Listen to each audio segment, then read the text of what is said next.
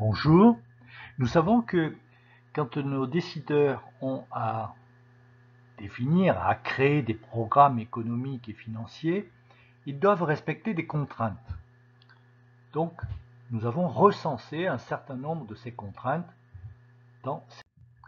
Nous avons recensé des bornes que doivent respecter les données qui concrétisent les décisions des dirigeants politiques quand ils créent des programmes économiques.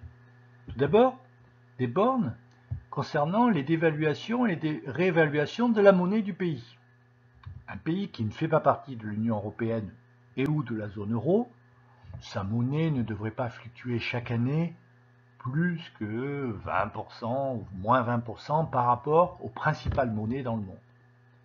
Pays qui entre dans l'Union européenne et ou dans la zone euro, pareil. Pays qui fait partie de l'Union européenne et ou de la zone euro, donc là il s'agit de l'euro lui-même, nous ne pensons pas qu'il puisse fluctuer plus 20, moins 20% par rapport aux principales monnaies dans le monde. Pays qui sort de l'Union européenne et ou de la zone euro, ce qui est le cas actuellement pour le Royaume-Uni sorti de l'Union européenne, avec un constat, la livre sterling a eu baissé par rapport à l'euro et par rapport au dollar US jusqu'à moins 20%. Et nous avons considéré que une dévaluation pourrait être encore plus forte. C'est une hypothèse en ce qui concerne une éventuelle sortie de la Grèce de la zone euro, à savoir que dans ce cas-là, la nouvelle monnaie de la Grèce serait dévaluée de plus que 20 ou 30%. Un maximum, plus de 25%. Nous ne pensons pas que l'Allemagne va sortir de la zone euro demain, mais bon, nous avons envisagé ceci. En ce qui concerne les prélèvements obligatoires, nous avons fixé pour les taxes, les impôts, cotisations des ménages et des entreprises des bornes de fluctuation qui nous paraissent être maximales, à savoir entre moins 20% et plus 20%. Nous ne voyons pas un dirigeant politique définir un programme tel que les taxes, les impôts, les cotisations puissent dépasser ces bornes dans le cadre de son programme chaque année. En ce qui concerne les prélèvements obligatoires sur les produits et les services qui préservent l'environnement, nous avons pensé que certains décideurs pourraient accentuer cette pression sur les prélèvements obligatoires, maximum 20%, mais par contre, d'autres décideurs pourraient décider de baisser considérablement les prélèvements obligatoires sur les produits et les services afin de favoriser leurs utilisations, leur consommation. Les dépenses publiques pour les administrations centrales, y compris l'État, les administrations publiques locales, les administrations de sécurité sociale, nous avons fixé des bornes entre moins 20% et plus 20%, sachant que ce sont vraiment des bornes maximales. Pourcentage de la variation de la dépense publique affectée aux emplois publics et collatéraux. Bon, certes, un minimum c'est 0%, le maximum c'est 100%.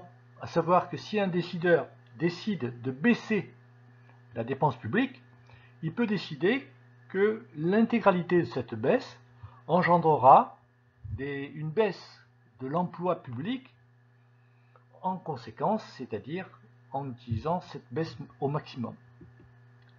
Taux de recouvrement des manques à gagner de la fraude sociale, de la fraude fiscale, jusqu'à 50%. Actuellement, c'est entre 20 et 30%.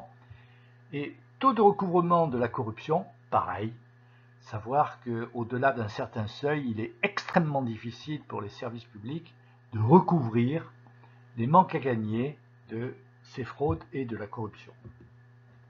Et enfin, pour le patrimoine public au sens large du terme, il est possible pour un décideur politique de vendre une partie de ce patrimoine. Nous ne pensons pas que ça pourrait être au-delà de 30%, ou d'acquérir du patrimoine. Nous ne pensons pas non plus que ça pourrait être au-delà de 30%. Les programmes économiques et environnementaux qui ne respectent pas les contraintes présentées, c'est-à-dire dont les données qui concrétisent les décisions des dirigeants politiques ne respectent pas les bornes présentées dans le tableau ci-avant, ne sont pas valides et donc ne sont pas retenues. Ces données sont d'ailleurs affichées en fond rouge par le simulateur sur fond rose. Le modèle tient aussi en compte de contraintes économiques et financières que doivent respecter les programmes qui résultent du traité de Maastricht, mais d'autre part, qui sont des contraintes économiques que nous allons citer. Première contrainte, le taux de prélèvement obligatoire, au-delà de 44,8%, il a été observé en novembre-décembre 2015 que les recettes publiques baissaient. Donc nous avons considéré que ce maximum est certainement encore d'actualité et que nous pouvions l'indiquer comme maximum. En ce qui concerne l'inflation annuelle, la Banque centrale européenne souhaiterait qu'elle soit contenue entre 0 et 2%, et d'ailleurs qu'elle soit le plus proche possible de 2%, de façon à favoriser les relances économiques. Le taux de croissance du PIB, nous avons déjà cité qu'il existe un seuil qui est de 1,5% actuellement pour la France, au-delà duquel l'économie crée des emplois, en deçà duquel l'économie détruit des emplois. Et le pouvoir d'achat des Français devrait être, si possible, être supérieur à 0%. Quelques autres contraintes économiques et financières que doivent respecter les programmes. Tout d'abord, chaque année, la compétitivité, sa variation doit être positive, la variation des exportations, de même, la variation de la consommation des ménages, de même. En ce qui concerne la variation du nombre de demandeurs d'emploi de catégorie A, chaque année, il serait souhaitable qu'au maximum, elle soit nulle.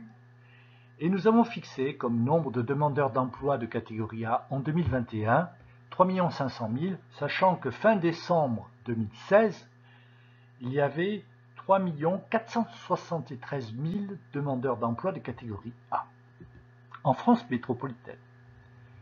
En ce qui concerne la variation du déficit par rapport au déficit de l'année précédente, nous avons fixé un pourcentage de variation de ce déficit par rapport au déficit précédent calculé par rapport au PIB d'au plus 1,5%, ce qui représente quand même 33 milliards de plus, à savoir que le PIB fin 2016 étant de 2199 milliards, 1,5% représenterait 33 milliards de plus de déficit, ce qui est un seuil quand même très important. Le cumul des déficits, nous avons fixé que sur les 5 ans, il ne devrait pas dépasser 425 milliards, ce qui est considérable. La dépense publique par rapport au PIB, elle devrait être inférieure à 60%. C'est d'ailleurs un souhait de la communauté européenne à travers le traité de Maastricht. Et en ce qui concerne le déficit public par rapport au PIB, le seuil est bien connu, au maximum 3%, si possible, et nous avons fixé que si on ne pouvait pas faire mieux, pour le déficit public par rapport au PIB, ça serait 3,5%, et en 2011, 3%.